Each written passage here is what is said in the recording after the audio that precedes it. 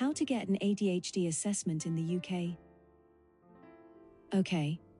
If you're watching this, you're probably where I was a few months ago, Googling at midnight thinking, do I have ADHD, and how on earth do I even get assessed in the UK? Because no one actually explains the process. It's just forms, referrals, waiting lists, mystery. So today I'm walking you through it step by step. Exactly what happens, what your GP does, what the forms ask, and what to expect, especially if you're an adult or a nurse like me. Part 1. Realizing you might have ADHD.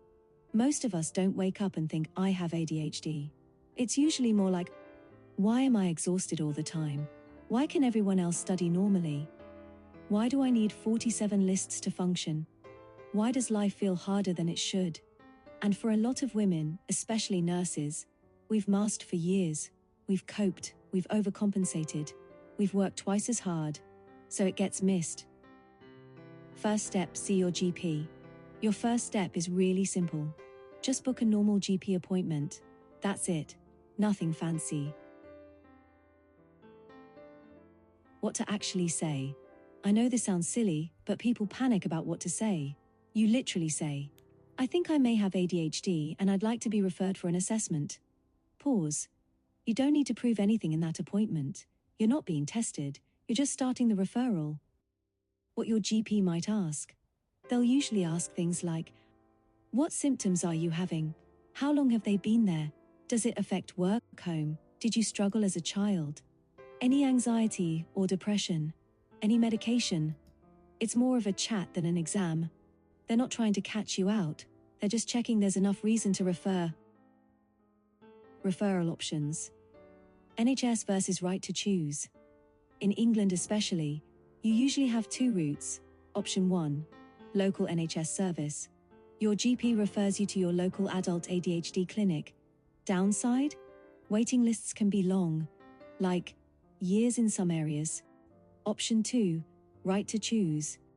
You can ask for right to choose and be referred to providers like Psychiatry UK or similar services, which are still NHS funded but often quicker.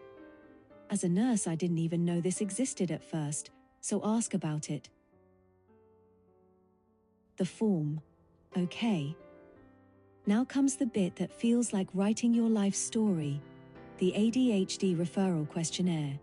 You'll get sent a big form. And I'm not going to lie, it's long. But actually, it's not a test. It's just your story.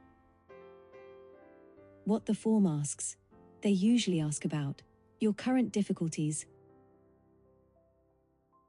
work life, home life, relationships, concentration, sleep, organization, emotional regulation, childhood symptoms, school history, family history, mental health, risk safety, medication. So basically, everything. Reframe it positively. It can feel overwhelming, but think of it like this. This is your chance to explain how hard you've been working just to cope. This is where a lot of us downplay things. We say, oh, it's not that bad. You're not complaining, you're being accurate.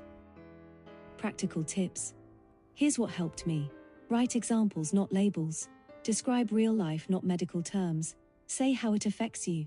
Don't minimize. Fill it in over a few days. Not all in one sitting. Example.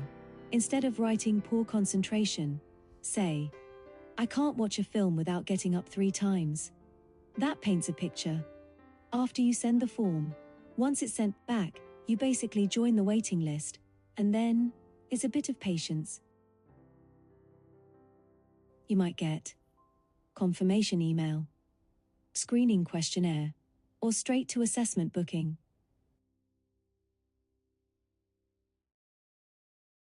The waiting. I do know you can go private, and we'll be looking at the costs and what you need to be aware of in my next video.